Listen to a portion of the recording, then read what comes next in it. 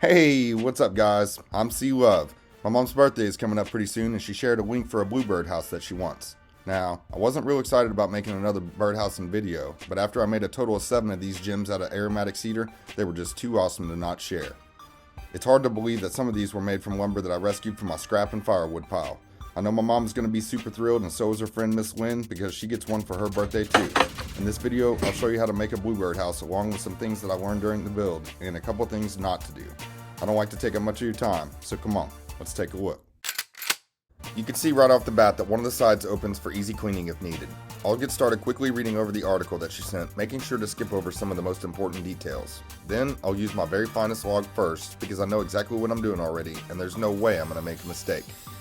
But, of course, I sure did make a pretty big mistake by not cutting the side pieces to the correct specifications. There's a huge gap at the top of the side where it should meet the roof. I need to set the first one to the side because I feel like I can still save it, but I need to make sure that I really know what I'm doing, so I'll go ahead and get 2 more completed before coming back and finishing this one up.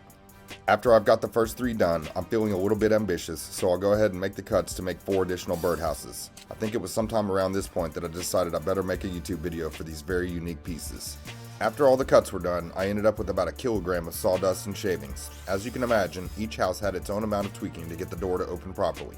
This is due to less than perfect craftsmanship on my part not having the screws that act as the hinges in perfect alignment. Take the time to line those up so your door opens and closes smoothly.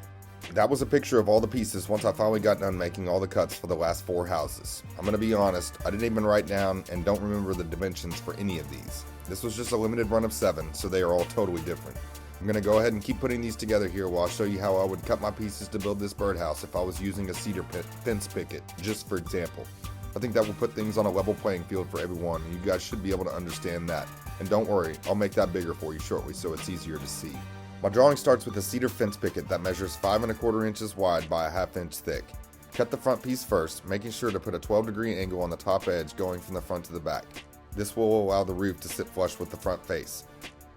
Your entrance hole is centered 1 1/2 inches from the top edge and is 1 1/2 inches in diameter. The footholds start 1/2 inch below the entrance and are spaced 1/4 inch apart.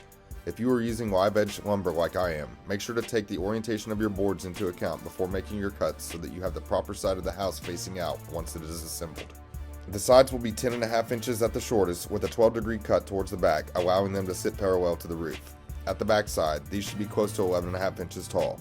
Make sure to put nails in the bottom holes instead of screws on the side that you want to be the door. The back piece should be about 14 inches long and will need to have a 12-degree angle on the top edge also to meet up nicely with the roof. I would assemble your birdhouse using 1-inch wood screws. This should be more than enough to hold everything together. As always, make sure to pre-drill your holes to help prevent splitting your wood.